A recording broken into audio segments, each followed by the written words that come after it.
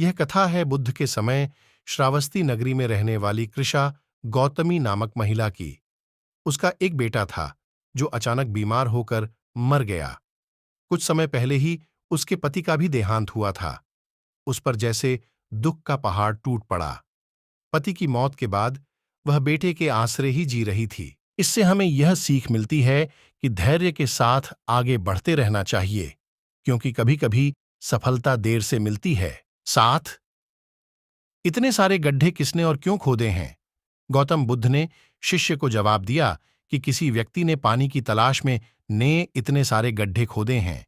अगर वह धैर्यपूर्वक एक ही जगह पर गड्ढा खोदता तो उसे पानी अवश्य मिल जाता, लेकिन वह थोड़ी देर गड्ढा खोदता और पानी न मिलने पर दूसरी जगह गड्ढा खोदना शुरू कर देता।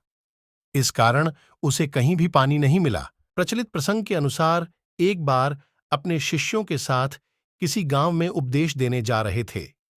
गांव पहुंचने से पहले रास्ते में उन लोगों को जगह जगह बहुत सारे गड्ढे खुदे हुए दिखाई दिए।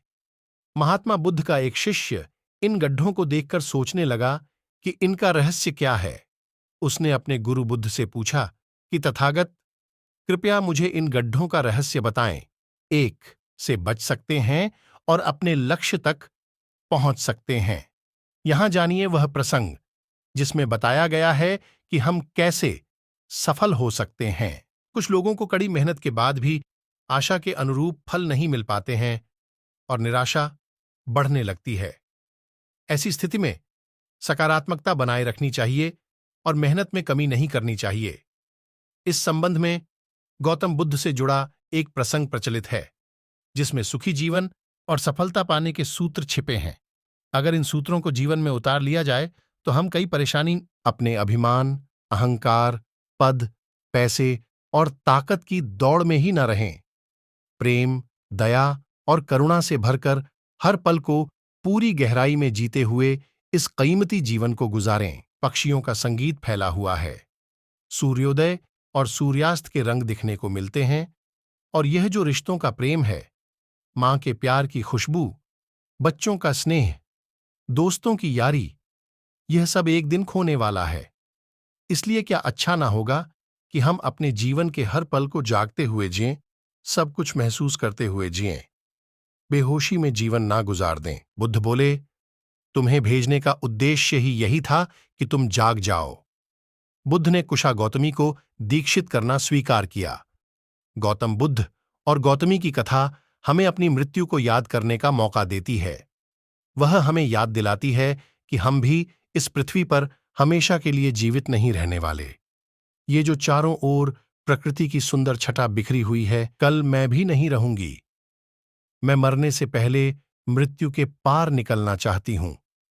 अब मैं अपने बेटे को दोबारा जीवित नहीं करना चाहती। मैं अब खुद कभी नष्ट नहीं होने वाले जीवन का साक्षात्कार करना चाहती हूं। उसके बच्चे की लाश जमीन पर पड़ी थी और बुद्ध इंतजार कर रहे थे उसका। महिला आई तो बुद्ध ने पूछा, सरसों के दाने कहाँ हैं? महिला हंसी और बुद्ध के चरणों में गिर गई। मुझे भी अपने रास्ते पर ले चलो, क्योंकि मैं तुम्हारा संदेश समझ चुकी हूं। हर व्यक्ति को मरना होता है। आज मेरा बेटा मरा है। कुछ समय पहले मेरे पति का देहांत हुआ था। तो महिला को होश आया। उसने हर घर का दरवाजा खटखटाया था। धीरे धीरे उसे समझ आया कि मौत तो होनी ही है। सभी को मरना पड़ता है। इससे बचने का कोई रास्ता नहीं।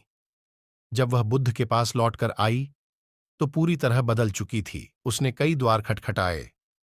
लोगों ने उसकी कहानी सुनकर कहा, बस सरसों के कुछ दाने, हम बैलगाड़ी भरकर सरसों दे सकते हैं, लेकिन तुम्हारी शर्त पूरी नहीं हो सकती। हमारे घर में कई लोगों की मौत हुई है। हमारे सरसों के दाने तुम्हारे किसी काम के नहीं। महिला अपने बच्चे के दुख में सुध बुद्ध खो बैठी थी। वह बुद्ध की बात को समझ नहीं पाई कि कोई ऐसा घर नहीं हो सकता जहां कभी किसी की मौत ना हुई हो। वह दौड़ी दौड़ी गांव पहुंची। वह जानती थी कि हर घर में सरसों थी, क्योंकि गांव के सभी लोगों ने फसल के रूप में उसी की खेती की थी। महिला बोली, बच्चे के लिए मैं अपनी जान भी देने को तैयार हूं।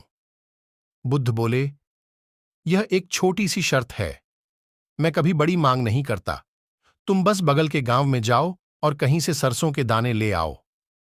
बस एक बात याद रखो, सरसों के दाने ऐसे घर से आने चाहिए जहां कभी किसी की मौत ना हुई महिला हो। बच्चे के शव के साथ भागी भागी पहुंची बुद्ध के पास। बुद्ध ने महिला की ओर देखा। उन्होंने उसे बच्चे को अपने सामने ही लिटाने को कहा। बुद्ध बोले, हां, मैं इसे जीवित कर दूंगा, लेकिन तुम्हें एक शर्त पूरी करनी होगी। गौतम बुद्ध उसी नगर के पास रुके हुए थे। लोगों ने महिला को समझाया, रो मत, इतना दुखी मत हो। तुम बच्चे को बुद्ध के पास क्यों नहीं ले जाती?